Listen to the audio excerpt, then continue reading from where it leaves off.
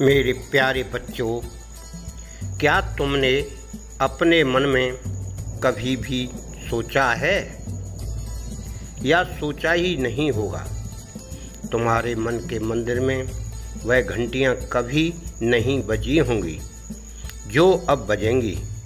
जो मैं आज तुम्हें बताने आई हूँ वह सबसे अलग और सबसे बड़ी बात है, क्योंकि तुमने ना तो ऐसी बातें कहीं, ना किसी के जीवन में ऐसा चमत्कार दिखा जो मैं तुम्हारे जीवन में करने वाली हूँ।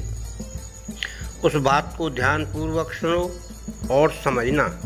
भूल से भी मेरी आदि बातों को छोड़कर मत चले जाना, क्योंकि तुम्हें आदि बातों से याद नहीं होगा कि मैं आज तुमसे क्या कहने आई हूँ, इसका अर्थ क्या है, और तुम अपने जीवन में जो छुपाना चाहते हो और जो मैं तुम्हें देना चाहती हूँ, उन दोनों में कितना अंतर है। तुम्हारे मन में हमेशा किसी कार्य को लेकर, किसी बात को लेकर चिंता वास करती रहती है।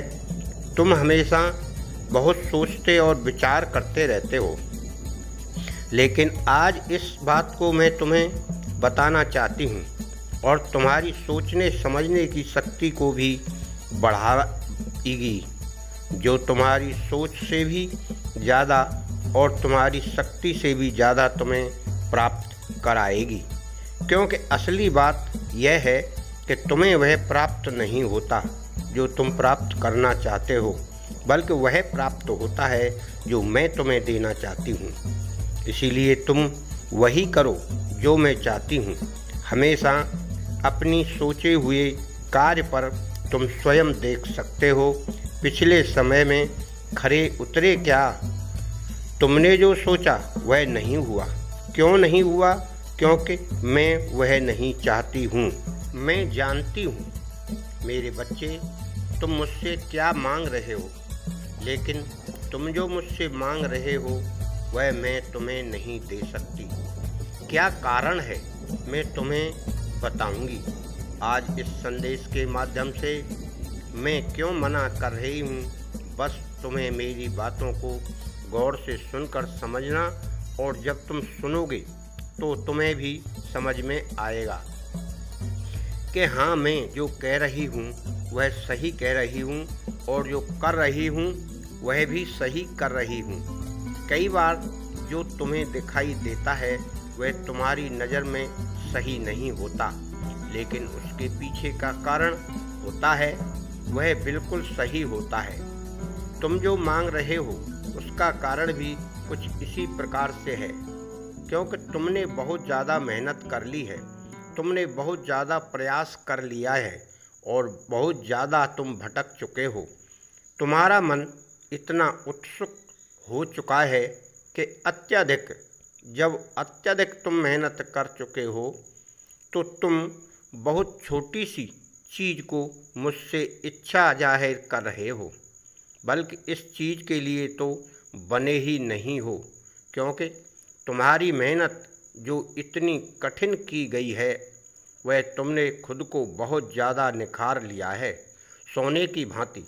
मैं तुम्हें एक बहुत बड़े ऐसे मुकाम पर पहुंचाना चाहती हूं जहां पर तुम्हें बहुत खुशी होगी, और उसके सामने यह जगह जहां तुम जाना चाहते हो, वहां पहुंचना चाहते हो, बहुत छोटी है।